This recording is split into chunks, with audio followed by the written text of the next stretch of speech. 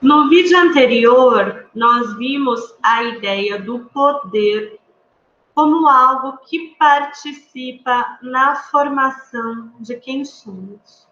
E é sobre isso que nós falaremos neste vídeo, sobre a formação subjetiva. Vamos lá. Quando a gente pensa na formação subjetiva, vou ler um trechinho da Judith Butler. Se o poder funciona não só para dominar ou oprimir os sujeitos existentes, mas também para formar sujeitos, em que consiste essa formação? Como o poder forma sujeitos? Como o poder participa na formação subjetiva? Se a gente pensar que o poder, para Foucault, atua em rede nas nossas relações, nós lembramos que existe uma dimensão produtiva do poder. Como que o poder produz? Como que o poder produz subjetividades? É sobre isso que nós falaremos agora neste vídeo. Vamos lembrar, então, da distinção entre leis e normas. Nós estamos acostumados a pensar que o que controla nossas ações, o que controla nossas condutas são as leis. Então, existem leis, por exemplo, sobre lugares que nós podemos ou não frequentar, horários que nós podemos ou não frequentar, como nós temos que estar vestidos para poder estar em um lugar ou não, que formas de proteção, de segurança nós temos que seguir. Existem leis. Por exemplo, hoje existe uma lei de que é preciso usar máscara quando nós estamos em público com outras pessoas. Existe a lei do uso do cinto de segurança. Existe a lei de que é proibido fumar em ambientes fechados.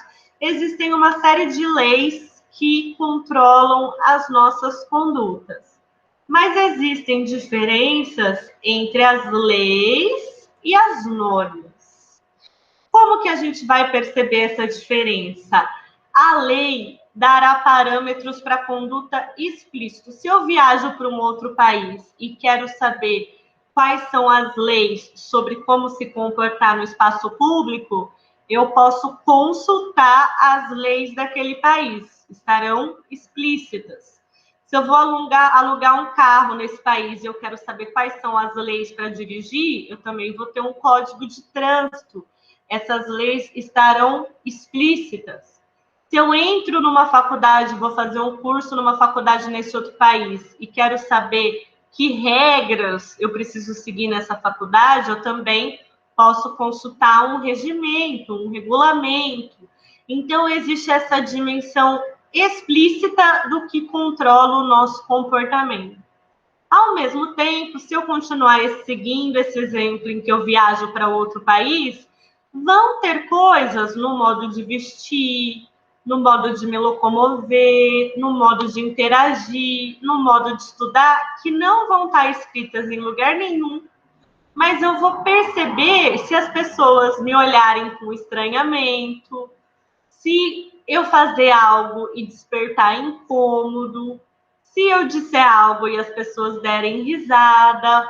Pois é, porque tem parâmetros para conduta que são implícitos, não estão escritos em lugar nenhum, não estão registrados, mas ao mesmo tempo, quando eles não são cumpridos, há desconforto, há estranhamento, há olhares de reprovação. São formas mais sutis, mas nem por isso menos intensas de reprovação, de censura, da pessoa sentir que o que ela está fazendo é inadequado, né? Eu sempre dou esse exemplo de se vocês entram em um lugar novo e percebem que as pessoas trocam olhares e caretas e reagem com estranhamento, você vai perguntar o que será que tem em mim que não é considerado normal para essas pessoas. Então, enquanto a lei discrimina entre o proibido e o permitido, a norma compara o que tem com o modelo ideal. Mas acontece que esse modelo ideal nem sempre é explícito.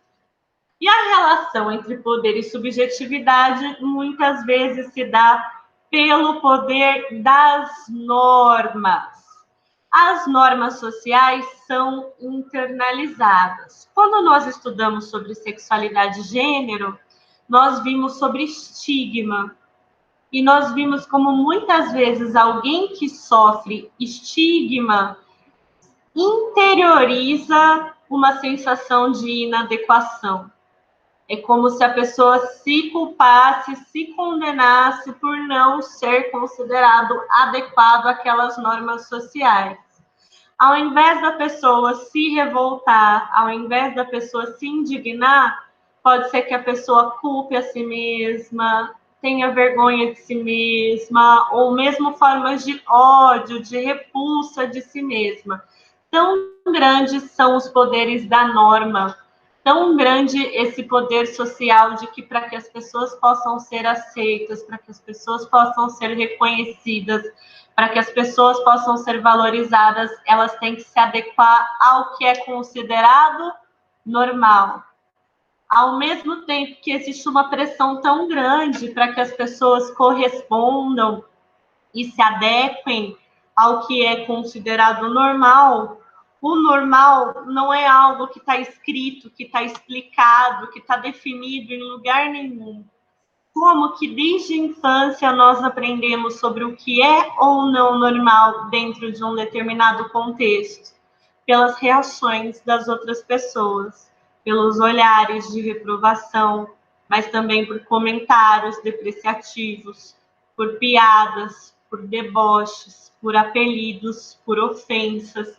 E aí a gente vê o poder sendo exercido nas relações e como as normas são transmitidas justo aí no núcleo. A pessoa, ela deseja receber atenção, a pessoa deseja receber aceitação, a pessoa deseja poder ser valorizada, e é bem aí que as normas vêm atingir. Se de alguma forma ela escapa do que é considerado socialmente como normal, o poder vai se manifestar em apelidos, ofensas, provocações, xingamentos, piadas. E aí a gente pode ver como não há aquela simplicidade hierárquica de alguém que domina e alguém que é dominado. Porque a mesma pessoa que pode estar se sentindo envergonhada e humilhada por ser ofendida hoje, pode ser a que dá um apelido para alguém, faz uma piada e debocha logo em seguida. Então, o poder, ele é exercido em rede. E nós vemos nesse exemplo de discriminação um exemplo forte de poder.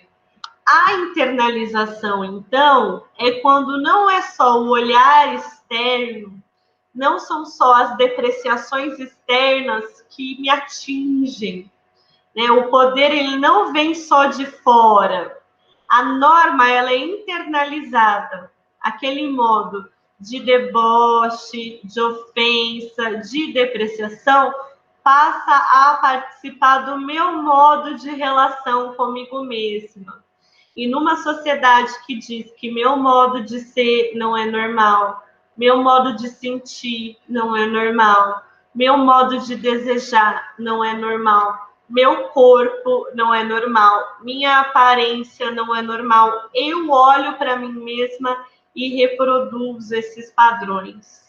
Eu olho para mim mesma e essas normas estão tão internalizadas que eu deprecio a mim mesma. Eu condeno a mim mesma. Eu acredito que eu estou errada e que eu preciso alterar em mim isso que não é normal para que eu possa ser aceita. Não só aceita, né? Isso marca algo muito íntimo em nós, porque a gente acredita que se a gente não corresponder a esses ideais, se a gente não corresponder a esses padrões, nós não poderemos merecer amor. Eu preciso ser normal, eu preciso conseguir ser normal, eu preciso conseguir ter um corpo normal, uma aparência normal, um jeito normal, para que eu possa ser amada. E aí nós vamos ver quão incisivas são as normas. que acontece com a norma no processo de internalização? A norma, como ela aparece, como ela acontece externamente, é a mesma norma internalizada? Como é a relação de alguém que internaliza uma norma com a norma internalizada? Então, não fui eu que criei que aquela forma de corpo é um corpo bonito, é um corpo desejável. Não fui eu que criei que aquela forma de relacionamento é o relacionamento normal, é o relacionamento correto, é o relacionamento aceito. Esse não é o meu corpo e esse não é o meu desejo, o meu relacionamento. Mas quando essas normas estão em mim, eu olho para mim como se eu estivesse falhando, como se eu estivesse errado. Como diz a Judith Butler em A Vida Psíquica do Poder, dado que as normas não são internalizadas de maneira mecânica ou totalmente previsíveis, será que a norma assume outro caráter enquanto fenômeno psíquico? Como são as normas quando as normas atuam em nós? A operação psíquica da norma oferece uma via mais insidiosa para o poder regulatório do que a coerção explícita. Né? Quando alguém vai e diz assim, é proibido você ir para a festa desse jeito, você nadar na praia desse jeito, você conhecer alguém novo desse jeito, proibição não tem um poder tão forte quanto a norma silenciosa. Ai, mas você vai mesmo sair se você é essa pessoa estranha, esquisita, inadequada, errada. Então, a internalização da norma tem uma via mais insidiosa do que a coerção. Você vai mesmo tentar esse emprego, você vai mesmo prestar faculdade, se você não alcança esses padrões, se você não está à altura desses modelos, o sucesso permite sua operação tácita dentro da esfera social. Então, as normas elas estão muito presentes em como nós nos relacionamos. E elas estão muito presentes no que as pessoas acreditam que elas são capazes ou incapazes de fazer, no que elas podem ser capazes ou incapazes de tentar, e até mesmo no que elas podem ser capazes ou impedidas de sonhar.